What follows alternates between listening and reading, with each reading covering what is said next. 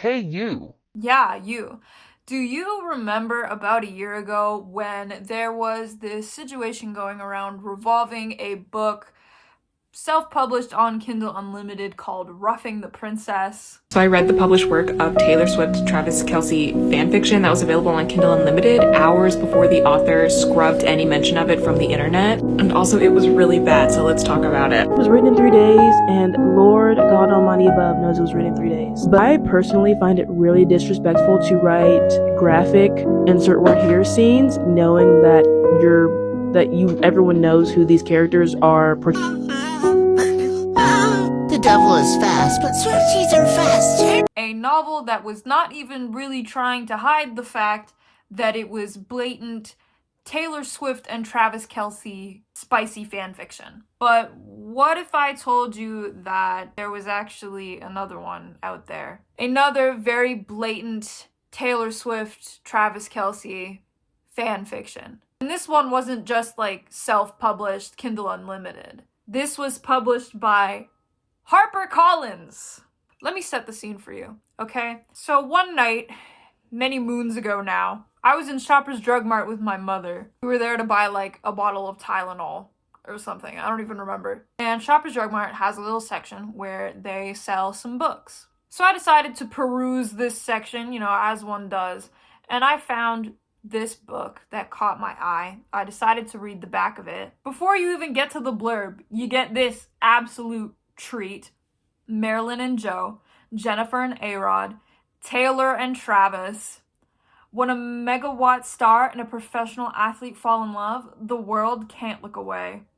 Yeah, just keep that in mind. With 8 chart-topping albums and a stadium tour big enough to alter the US economy, Lacey Logan is a celebrity who's made a career out of controlling her own narrative. She is, and always has been, the one pulling the strings. But when Lacey discovers her longtime boyfriend is hiding both a bad cocaine habit and a secret relationship, she begins to lose confidence in her own story until she meets Jimmy Hodges, a major league catcher at the end of his long career. Soon, sparks are flying and inhibitions go out the window, but can their love survive the pressures of their individual worlds? Yeah, so you can probably see why that would have caught my attention. We're just not even trying anymore to be subtle about the fact that this is a Taylor Swift and Travis Kelce fanfiction. And trust me when I say that when you get into the actual book, it's even less subtle. But we are going to be talking about Heavy Hitter by Katie Cotugno, a book which dares to ask the question, what if Travis Kelce was a catcher for the Orioles? And that's really the only change that is made about it. Couple of disclaimers before we get into this book. First of all, I am not a fan of Taylor Swift. I don't hate her or anything. She's got quite a few bangers, but as you can probably tell by my room, it's just not really the type of music that I listen to. I'm also not really a fan of Travis Kelce. I am not a football person, as you can probably also tell. And when I wanted to follow football, I put a bunch of the NFL team names into like a random generator, and they gave me the Miami Dolphins. Yeah, you can imagine how fun that's been this year. The author draws upon a lot of their lore, for lack of a better word, and I don't know a lot of it, so you will have to forgive me for that. The other thing is, I'm warning you right now, this book is extremely horny. It's yet another sports romance that prides itself on being super spicy, but because it is so, shamelessly trying to retell the story of Travis Kelce and Taylor Swift, it can be pretty uncomfortable, so I'm just going to put a warning right now. I'm not gonna get too graphic into the sex scenes in this book, but I will be talking about them, if that makes sense. There's a lot of them. The majority of this book is that. With that out of the way, you know what the deal is. We got the City Connect jersey on. I don't like this hat. I might take this hat off, but I can't find the other one right now. I still don't own a real Blue Jays cap, but we're gonna make do, okay? We're going to get through this. So the book starts out with our aforementioned pop megastar Lacey Logan, and she is in New York finishing up the American leg of her like mega tour, the Eras tour essentially. So she's in this like hotel in New York and she's meeting up with her friend Matilda. And very quickly I noticed that the writing in this book is you know what? I'm going to read you the very first thing that I tabbed in here and draw your own conclusions about the writing, okay? Matilda just called it off with this guy she was seeing, an impishly unwashed Irish singer who plays the bodhrán. So now she hates every man indiscriminately, and most women for good measure. Lacey knows from experience that this will endure for roughly as long as it takes for some mustachioed Icelandic playwright to catch her eye from across the crowded room. Do you have a headache yet? Well, you better take some fucking ibuprofen because it's about to get a whole lot worse. Now, the whole book is written like this. The whole book is written in a way that will make you feel like you are actively succumbing to a prion disease. And there will be more examples. Don't you worry your pretty little head.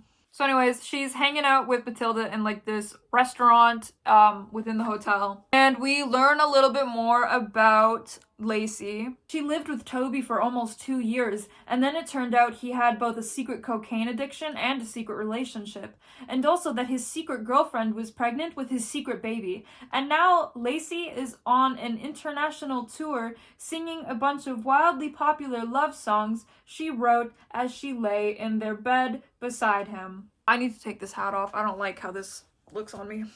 So yeah, despite the fact that she's like having a stroke while recounting this, you know, you do have to feel bad for the girl. In the next chapter, you get introduced to Jimmy. Jimmy is a catcher for a MLB team, which does not get specified till way later. Like, they talk about how they just got like, and I quote, their asses handed to them at Yankee Stadium in a truly spectacular fashion. But it takes so long for the author to say who they are, like what team they are. They're the Orioles, for the record, but I just thought that that was so weird. Jimmy is on the cusp of retirement, and the Orioles are kind of doing shit in this fictional season, but they are staying coincidentally at the same hotel as Lacey, and you know, the team is out for drinks and they see Lacey and her friend Matilda. Jimmy's teammates kind of like peer pressure him into going over and talking to her. He introduces himself and we get another amazing line on page 11. "Oh, now," Matilda said Britishly. It was at this point, page 11, where I had to ask myself, was this written by AI? What human would write "says Britishly"? What human that is not 12-year-old me in the library of my middle school thinking that I wrote like the next Hunger Games would say "she says Britishly"? Jimmy and Lacey seem to really hit it off, so, you know, they move to like a private table and they start to, you know, just have like a conversation with each other in this hotel restaurant. Jimmy grins at her. He can't help it. If he didn't know better, and he does know better, obviously, he's a 37-year-old has-been catcher with knees like hamburger and 20 extra pounds in the gut. Knees like hamburger. Knees like hamburger. Put down in the comments what you think that means, because it's been like 2 weeks since I read this, and I still haven't figured it out. At this point, on page 13, I was struggling so bad to read this that I had to text my best friend. Javi is standing near the emergency exit, crisp as 9 a.m. in his tailored blue suit, even though it's well after midnight. What? I then had to bring in both of my parents and read some excerpts from this to, you know, get their reaction. Okay, Lacey tossed and turned until the light turned gray in the gap between the blackout curtains. Some animal instinct deep inside her vigilantly attuned to the possibility of a threat.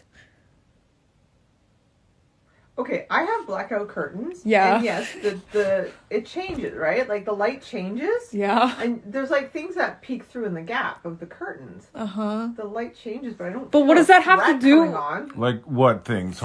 Like squirrels or No, I said I don't feel a threat. the angry spirits of the dead? What? Not her. She's the one that's feeling don't threatened, know. not me. What does the second half of the sentence have to do with the... Nothing. Well, let's keep reading. Maybe she's a vampire. Now, I'm not gonna sit here and straight up accuse Katie Cotugno for, using AI, because I don't know. She could have just written this shit all by herself. But it really does sound like it, doesn't it? Knees like hamburger? You ever see those, images generated by AI and they just, come up with shit that just doesn't make sense at all? Knees like hamburger really does sound like it. So they decide to go to a different restaurant. They go to this random dive bar and they have, a conversation about crab cakes. Get it? Because he plays in Baltimore. He plays in Baltimore and they have crab cakes in Baltimore, in Maryland. Yeah, I do though. Love it, that is. The people mostly, they're scrappy. He takes a sip of his beer. Also, the crab cakes are lights out. Whatever that fucking means. So they keep having this dialogue with, sub-zero levels of chemistry. And in chapter 3, they decide to go into the bathroom of this dive bar and make out with each other. It's chapter 3. They've known each other for maybe an hour. Now, again, I'm not gonna get too deep into the sex scene that follows. They smash in the washroom, okay? But my dad was maybe right when he said that she might be a vampire, because we get this. Jimmy growls, a sharp zip of pain at the crook of his neck, startling him out of his head. "Did you just bite me?" he asks. Never doubt my dad's ability to predict things. So the next morning, Lacey wakes up. She has to get on the plane to go to Toronto. Jimmy is also caught up thinking about this hookup that happened. And he's thinking a lot about Lacey, just as a public figure as well. She's a bit nuts, or that's what people say about her. She's the benevolent dictator of a densely populated nation comprised entirely of screaming girls. Also, not for nothing, he stood alone in that bathroom for 4 full minutes waiting for his fucking to go down. And in case you're wondering what he does to, suppress this horniness that he feels, he canonically does 170 push-ups on the floor of his hotel room. Just as one does, I would assume. The two of them then eventually get each other's phone numbers and they start to text each other back and forth. "So," he types instead, "how's the Great White North?" "Pretty good so far," Lacey reports immediately. "They made me the mayor for a couple of days." Ooh, Olivia Chow, you better watch out! She's in Toronto while this is happening, so, it's very reminiscent of when they renamed an entire street in the city based off of Taylor Swift. I don't even remember what street. Was it, I'm gonna Google it.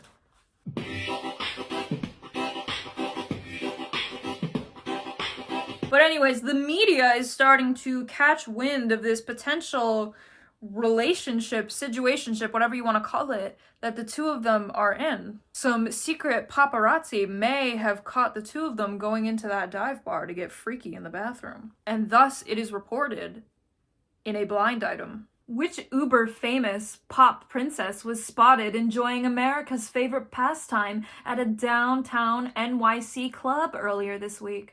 Sources say the chart-topping songstress and not quite World Series winning MLB catcher were seen looking awfully cozy before leaving together through the side exit, presumably to, shall we say, round the old bases.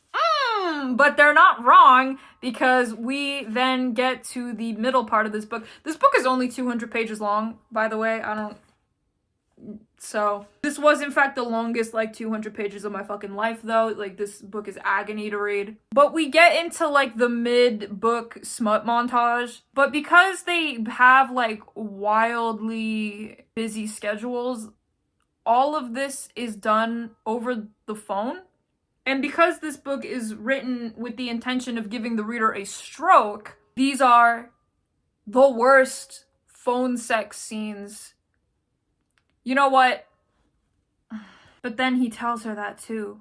How he'd lay her out on his mattress and lick her all over. Alright, I'm gonna give this some grace because I truly do suspect that this is something ChatGPT shat out of its binary asshole. But lick her all over? Let's think about this logistically for a minute, okay? Licking her is one thing. All over? All all over, everywhere, the whole body. So, you know, this scene continues for a while, and then Lacey thinks to herself, oh, what if I'm going to have to return the favor? You know, like I'm nervous about returning the favor, which I think is completely understandable. You know, if a guy started sucking on my eyelids and then expected me to do the same to him, I would be nervous too. I jest, obviously, but like it. So anyways, pages and pages and pages of these sex scenes continue. And we get into my absolutely favorite trope within baseball romance novels, and that is when the baseball player starts to play better because he's getting laid. This has happened in every single one I have read so far. Lest we forget the gold star titties. If gold star titties really are the key to playing good baseball, I don't know why anybody hasn't informed the White Sox of this yet, but that's besides the point. We finally get into a little bit of actual events that happen in this book, finally. So you remember Lacey's ex, his baby mama? Well, we get this. Claire holds her phone so that Lacey can see the screen, which is open to Adriana Lassalle's Instagram profile. Lacey doesn't follow Adriana Lassalle on social media, obviously. Lacey didn't follow Adriana Lassalle on social media even before she found out Adriana Lassalle was secretly pregnant with Lacey's live-in boyfriend. Pregnant by Lacey's live-in boyfriend. See, this is killing me. Guys, do you think her name is Adriana Lassalle? I'm not quite sure. I might need a little reminder. And it actually takes Lacey half a second to recognize her. She looks terrible, frankly, exhausted and gaunt, her face scrubbed clean of makeup and dark rings blooming under her eyes. The baby, less goblin-like, but is still very much pale and bald, sucks on a pacifier on her hip. I was never expecting to be a single mother at 26, the caption begins. Oh yeah, that's another thing I forgot to mention. Like a couple times in this book, Lacey will just have like blatant beef with this infant. And like I understand why, because like the cheating and everything, but like why are you hating on this baby? There's a point earlier in the book where she's like, this baby's so fucking ugly. But yes, her ex dumps his baby mama. And because of this, rumors start to spread online that Lacey and her ex-boyfriend have gotten back together. Her ex kind of like supports these rumors, like stokes the flames of them by like wearing Lacey Logan merch. Lacey decides that to get like the blind item people and like paparazzi off her back when it comes to rumors about her dating Jimmy, that she's going to play into these rumors that she got back with her ex. So at her next concert, she like plays like a deep cut on one of her like early albums that was very like, it was a love song written for her ex to kind of like let the like gossip outlets chew on that. You know what I mean? Jimmy finds out about these rumors being posted online and he believes them. Before I continue, guys, look at my cat. Hi. Say hi to the people on YouTube. Okay, you can go. So they end up calling each other over the phone to talk about this, and of course it devolves into this huge argument between the two of them because despite the fact that they're in their 30s, they have like no communication skills whatsoever. Again, probably contributing to the fact that they have known each other for a week, and also the fact that they have negative levels of chemistry. Not a single romantic thing has happened in this book so far, yet this is a romance novel. Whatever. Not to fear though, because this fight lasts a total of about 2 seconds, because then he is flying out to California to like go hang out with her for a weekend. And of course, during this visit, they smash like multiple times. During this visit though, we do learn some very interesting things about Jimmy though. We learn that in this alternate universe, the Orioles 6 years prior came very close to winning the World Series, but in the final game, they ended up losing to the Miami Marlins. Just want you to try to envision that. Okay. We also learn that he has chlamydia. Oh, because historically you've been the king of romantic integrity? Jimmy feels his jaw twitch. I've never tried to hide it when I cared about someone. Clearly, which is why the whole world knew that you gave chlamydia to Kit Benedetto. To be clear, Jimmy defends himself, Kit Benedetto gave chlamydia to me. Wow. Thank you for this important character information. I really don't know how the story would have been completed without it. So anyways, after this, they bang again. And at this point, I think we have hit like 6 sex scenes in this book. Again, 200 pages.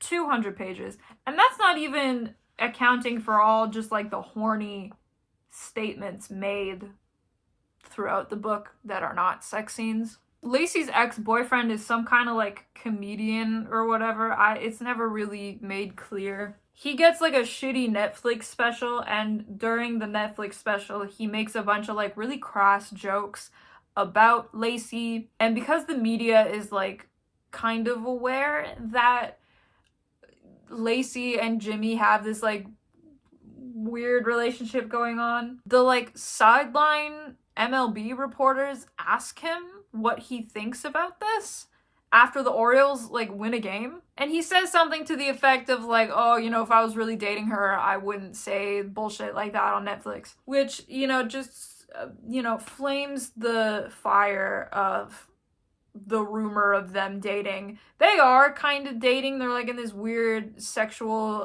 situationship. It can only be described as sexual because they haven't done literally anything else other than talk about crab cakes. And they've like had discussions prior to this point on whether or not they should make the relationship public, and they're both kind of hesitant to. Lacey gets mad at him for this though, and they get into another fight. Maddie says we need to debut as soon. Oh my god, I can't. Talking about this book for like an hour has caused my brain to just feel like it's melting out of my ears. Maddie says we need to debut as soon as we possibly can. We need to what now? Debut, Lacey repeats. Take control of the story. Go out together. Give them a narrative. Give who a narrative? Everyone. The media. My fans. Every baseball jabroni who's already on Reddit complaining about me besmirching the sacred and pristine arena of professional sports with my rhinestones and vagina. So, rhinestones and vagina aside, they do decide to make the relationship officially public. They do this by going out to dinner, and in doing so, they get swarmed by paparazzi. It's very intense and very stressful for the both of them, but, not to worry because they bang again immediately afterwards. Look, I read Fall of Ruin and Wrath last year, and I truly believed that that was the horniest book I've ever read in my entire life. This book might take the cake though, because this one might actually just be hornier, which I didn't think was possible.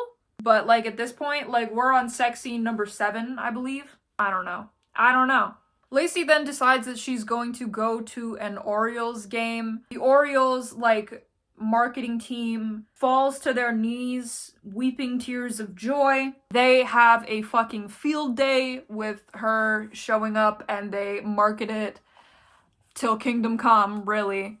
Everything is about Lacey. They just capitalize on this like crazy, and the money comes in by the billions. The marketing team is just rolling in the Benjamins after this, bathing in dollar bills, you know. And it's also helped by the fact that the Orioles are doing really well, like they've just made it to the playoffs, so, you know, God bless Baltimore, really. But all is not well because the two of them get into yet another fight over something fucking stupid. I don't even remember what it was over because at that point I didn't give a fuck.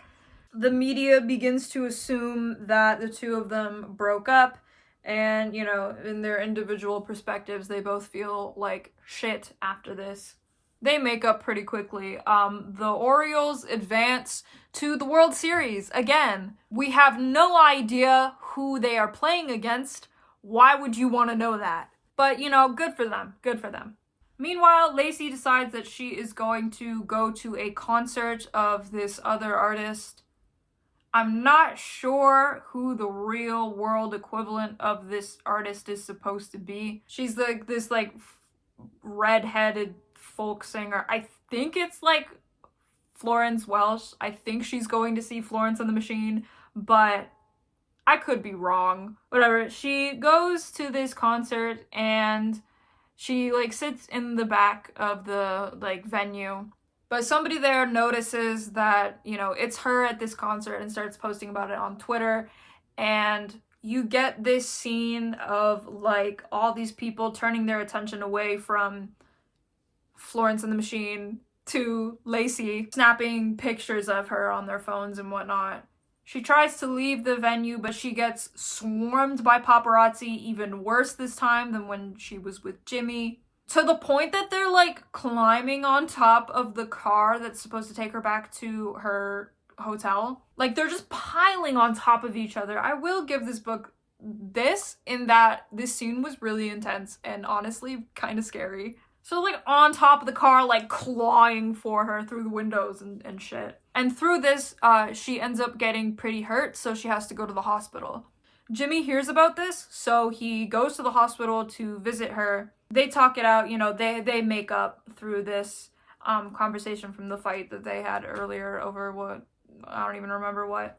But as she is in the hospital, recovering from injuries she sustained, Jimmy, her boyfriend by her side, trying to comfort her. We get this from Jimmy's point of view. Right away, Jimmy kisses her back, the pure, unadulterated relief of it like a hot shower after extra innings. The feeling is replaced a moment later by something darker, his head swimming, all the blood in his body rushing to his death. That's right, as she's in the hospital, he gets horny again.